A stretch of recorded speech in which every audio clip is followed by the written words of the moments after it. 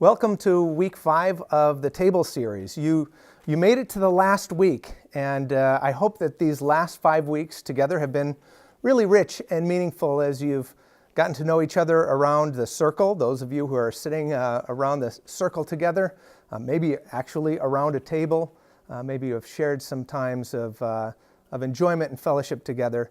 But we come to the last chapter of the series today. My name is Tom VanAntwerp, and I'm the campus pastor at Grace Chapel in Wilmington. So just pleased to be able to bring a few words to you before you start your study tonight or today. We find ourselves in John chapter 17, and it's the final chapter in the Upper Room Discourse. And John chapter 17 is actually Jesus' prayer. It's his prayer at the end of all that had been said, all that has taken place on this night around the table. And it's one of the richest texts of all the New Testament. As a matter of fact, some have called it the Holy of Holies of the New Testament. And I can understand why they'd call it that. The Holy of Holies is the place in the temple, that inner sanctuary that is the most secluded place and at the very heart of the temple where no one else can come in, but it's where the high priest intercedes on behalf of the people of Israel. He comes into that place only once a year at Yom Kippur, and as he makes his way in and offers the sacrifice and lays the incense on the altar right there, he's all alone, and it's a place that's shrouded. But that's the place where the priest interfaces with God himself. And that's what Jesus does right here in this prayer as he prays this prayer for his followers. But what's really interesting is that Jesus doesn't go off to a place all by himself when he comes face to face with God. We're not exactly sure how it happens here. It may be that he stood at the end of their meal together. But clearly he prays this prayer in the presence of his followers. And it's a beautiful prayer that shows us very much what is at the heart of God. So if you're wondering, what would it look like for Jesus to intercede on our behalf, to come to that holy of holy places? We get a chance to have the shroud pulled back, and we get to see into the heart of Christ. And what we see is really beautiful. We don't see a moment that is marked by high religiosity. We don't see a moment that's marked by ritual. It's not one that's kept off limits to the followers of Jesus. They're allowed to be brought in. And what we see is a few things. First of all, we see that at the very heart of God is this relational love that he has.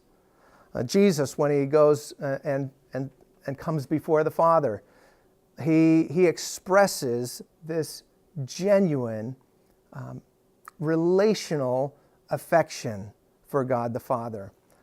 It's not a God who is angry or distant or demanding. We find a God who at his very heart is loving and beautifully good.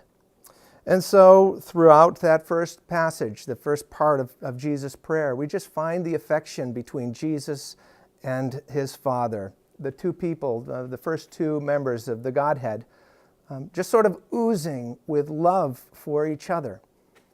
The prayer starts with the word Father, a relational term that expresses very much that Jesus and God the Son and God the Father exist in just beautiful, loving relationship with each other. And as they go on, he goes on into detail, talking about the mutual love that they have for each other, talking about the kind of oneness that they have for each other. It's almost as if there are moments when they're reminiscing about how good their relationship is as they think back to the times that they experienced together, even before the creation of the world. And it's a relationship that's full of mutuality and sort of this mutual regard that they have for one another. Jesus says, glorify me in your presence with the glory that I had with you, even before the world began. And so I can imagine the disciples looking on as Jesus was experiencing this rich relationship with God and probably longing to have that same sort of relational connection with God the Father as well. But Jesus goes on to pray after he prays about the intimacy and the closeness that he has with God and their relationship. He goes on to pray for his followers as well. And what we discover is that Jesus and God aren't content to have this loving relationship within the Godhead, with themselves.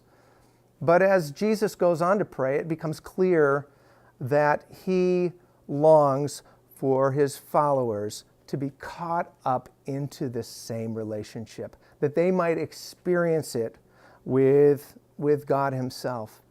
So this relationship isn't exclusive, it's one that is inclusive of Jesus' followers. And so with some very beautiful language, Jesus begins to pray for his followers, whom he has come to love. We're reminded that Jesus came into the world to extend that experience of oneness that God has with his creation, with human beings. And here, literally, with the people that he's come to know their names, know their quirks, know their failures, and yet still love them beautifully. And so Jesus begins to pray for them. He knows that they are on the precipice of launching out on their own, that Jesus was no longer going to be present in body with them. And so he knew that they were anxious, and he knew that they had need of the provision of God and of the protection of God as they went forward from there. And so he stands and he prays for them very personally in that moment. I wonder if you've ever had someone pray for you. I remember when I was a kid, my grandmother, who was a spiritual mentor to me and our family, she would often pray for each one of us. And I remember spending time where I'd hear her pray. And as my grandmother prayed for me, I started to believe things about myself that I didn't before then. I believed that God had given me a sense of purpose. I believed that God loved me. I believed that God would protect me and would guide me throughout my life.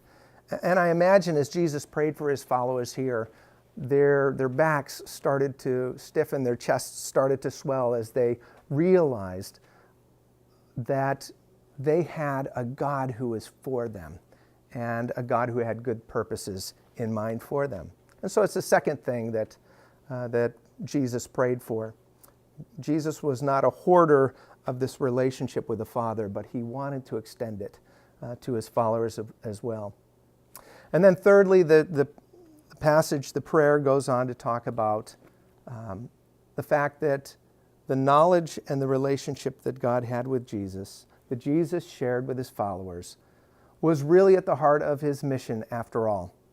And this mission was that his disciples wouldn't become hoarders of this love, of this relationship, but they would actually open it up as they would demonstrate their love for each other to the world, demonstrating God's mission to the world as well. Listen to what he says. He says, "My prayer isn't for them alone. I pray also for all those who will believe in me through their message, that all of them may be one, Father, just as you are in me and I am in you." And so you are an extension of Jesus' prayer as well. This is the reality that God has given to, Jesus gave to them a mission that really is being fulfilled in our midst. That the testimony of his followers, their faithful love for each other and unity that expresses the unity of Jesus, was displayed to the world around them. And we are the rich beneficiaries of that love being passed on from generation to generation to generation. And so I can imagine when times got tough for the disciples after Jesus after his death and resurrection, I can imagine them thinking back, remembering this prayer that Jesus prayed on their behalf, and yearning to be faithful to the kind of love that Jesus had for the Father. And so my prayer is that is how we live as well, as people who demonstrate the love that God has for us, people who are caught up in that Trinitarian love that God had loved, that Jesus and the Father and the Spirit have had together, and people who sacrificially love each other in the ways that's modeled here. So as you spend some time talking about this passage in your study tonight, I hope that you'll not just be thinking. I hope that you'll be relating with each other in ways that demonstrate the genuine outpouring of this holy of holy prayers that Jesus has on behalf of his followers and on behalf of all of us. So have fun, have a great night, and thanks for inviting me in this to your time today.